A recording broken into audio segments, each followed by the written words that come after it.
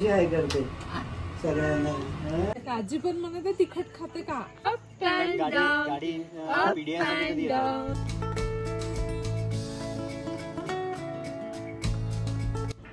हे you all very good morning to all of you. तुम्हा सर्वांचे एका नवीन ब्लॉग मध्ये खूप खूप स्वागत करते.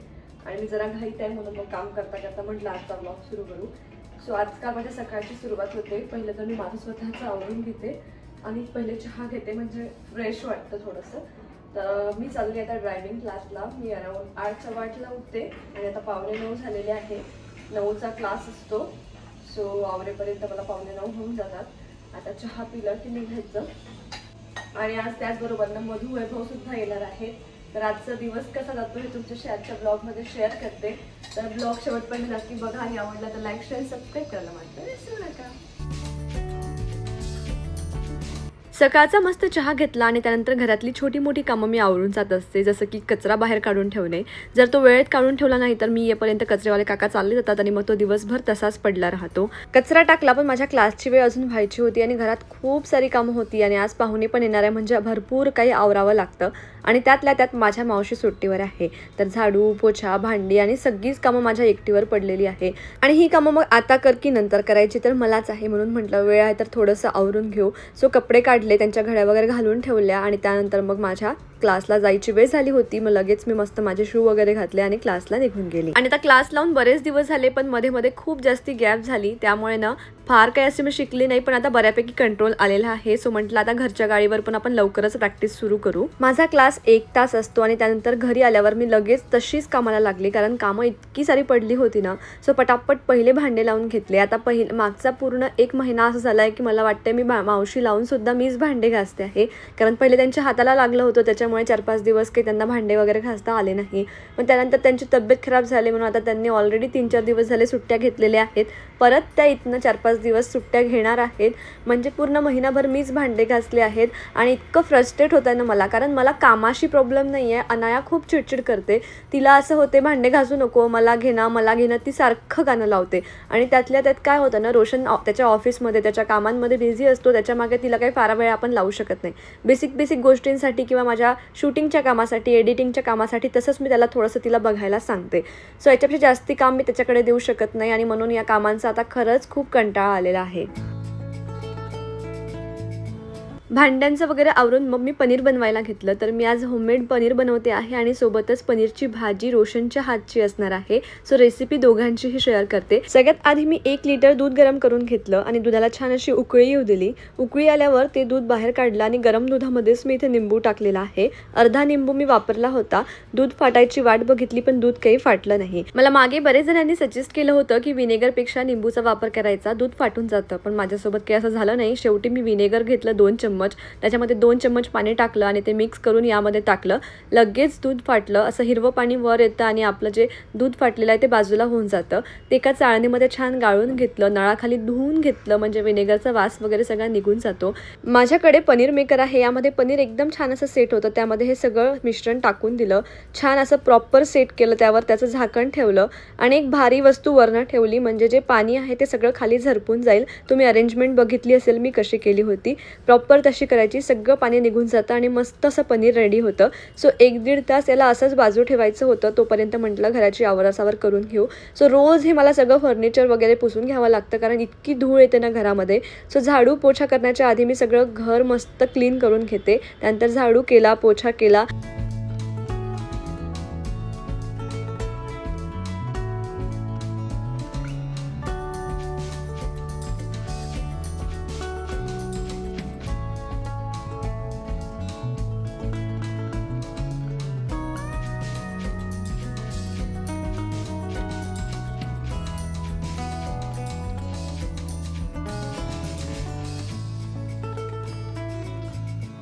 आता घरातली बेसिक कामं तर आवरली होती. म्हटलं आता पहिले मी आंघोळ करून घेते आणि आंघोळ झाली, फ्रेश झाली, मस्त पूजा करून घेतली, म्हणजे घरात असं छान प्रसन्न वाटतं.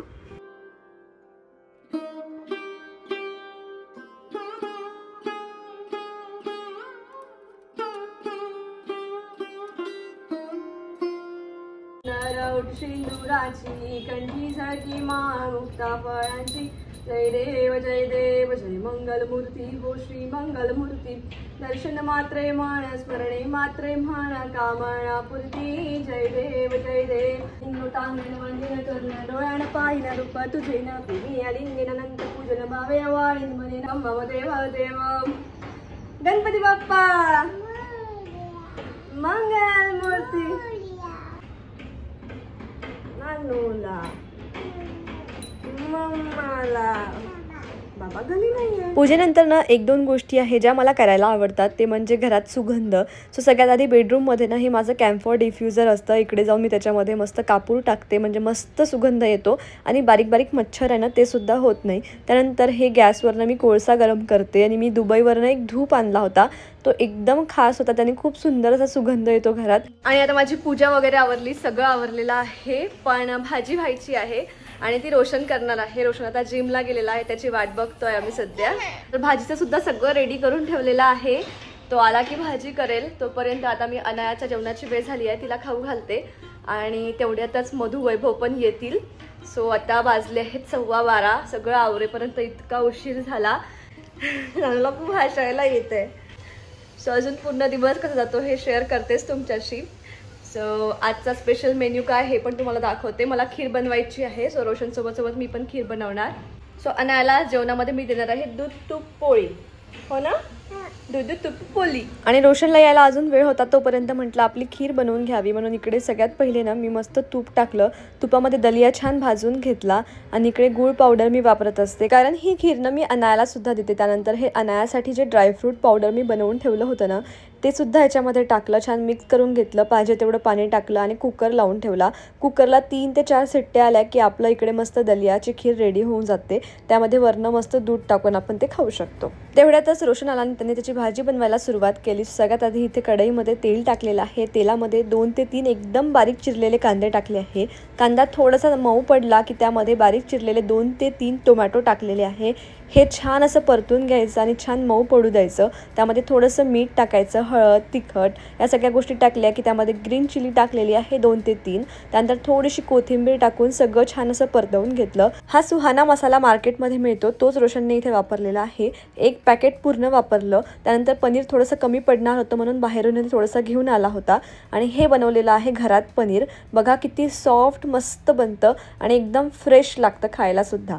सगळं छान असं मिक्स करून घेतलं. थोडंसं पाणी टाकलं. पाण्याचा वापर फार असा करत नाही कारण ही भाजी न क्रीमी छान लागते जशी हॉटेलमध्ये मिळते आणि त्यासाठी रोशन दुधाचा वापर करत असतो म्हणून थोडंसं पाणी टाकलं, झाकून ठेवलं. छान मसाले आणि पनीर शिजू दिलं आणि त्यानंतर 5 मिनिटांनी यामध्ये दूध टाकलं. भरपूर असं दूध टाकतं म्हणजे ग्रेव्ही सगळी दुधाचीच बनली जाते. आणि हे सगळं छान मिक्स करून घेतलं. वरनं कोथिंबीर टाकली आणि हे परत झाकून ठेवलं 10 मिनिटांसाठी. मीडियम फ्लेमवर आपली भाजी तयार आहे.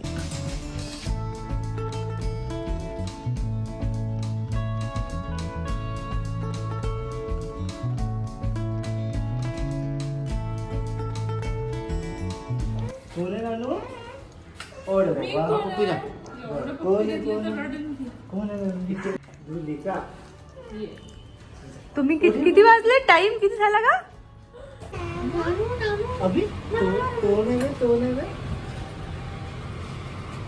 चमकूनच राहिले सगळे.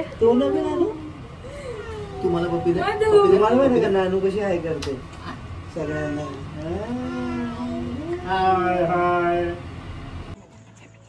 कोणतं गाणं? शेकी शेकी शेकी शेकी नाही. हायफाय कशी देते? अरे बापरे, झालंय का? खायचं तुला?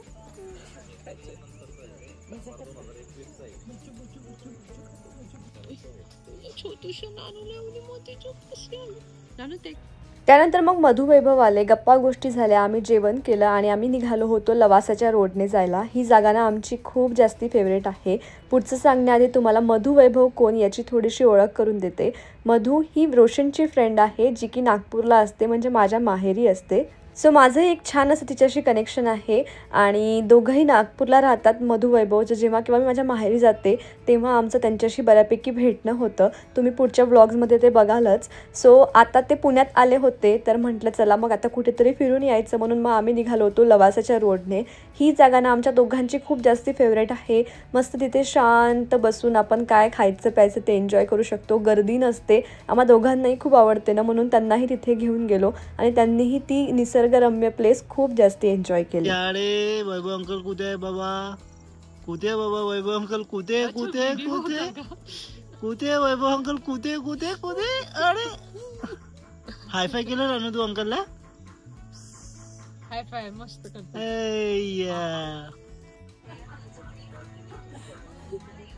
आजी पण म्हणते तिखट खाते का? दातच नाही तेवढे. ठेचा खाते. ठेचा खाते ठेचा खाते त्याने तो इतका कोहळा आहे की तो दाण्याच निघत आहे. कोहळा आहे ना खूप त्यामुळे दाना तो तुटून जाते.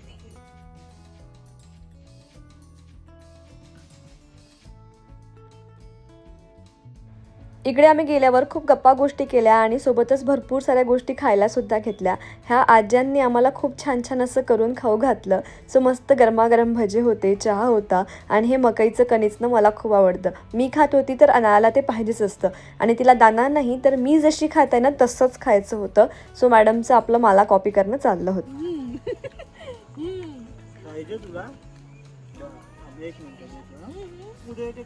खूप क्रिस्पी करायचा का तुझे? The wheels on the bus go round and round, round and round, all through the town. The doors on the bus go open and shut, open and shut, open and shut, all through the town. The people on the bus go up and down, up and down, up and down. The people on the bus go up and down, all through the town. The babies on the bus go wham wham wham, wham wham wham, wham wham wham. The babies on the bus go wham wham wham, all through the town. The mummies on the bus go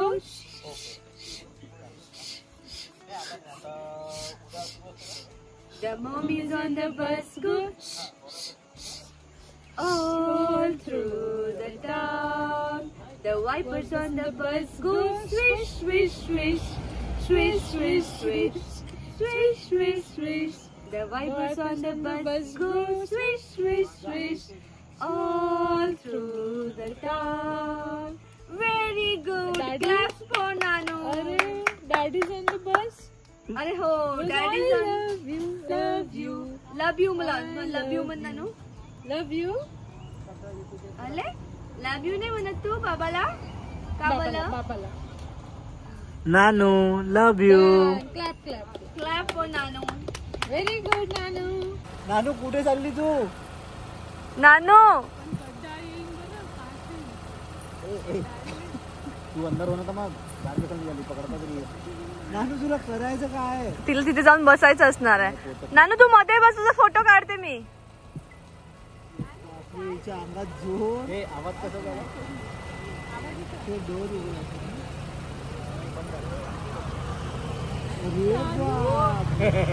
उभा राहा मम्माकडे सगळे चालले आपण पण जाऊ. चला चला ये पतपत. टायगर आला, टायगर टायगर चला टायगर आला. टायगर कसा करतो म्हणून शूट आलून कुठे जाणार तू? काय शूट आला? हाती काढून घे म्हणते. नानू तुला करायचं काय? काय तिला मध्ये बसून फोटो काढू असं म्हटलं पण ती मॅडम वरच चढायला लागली आणि काही केलं ऐकत नव्हती. सो फोटो तर राहिले बाजूला, हिलाच सांभाळावं लागलं.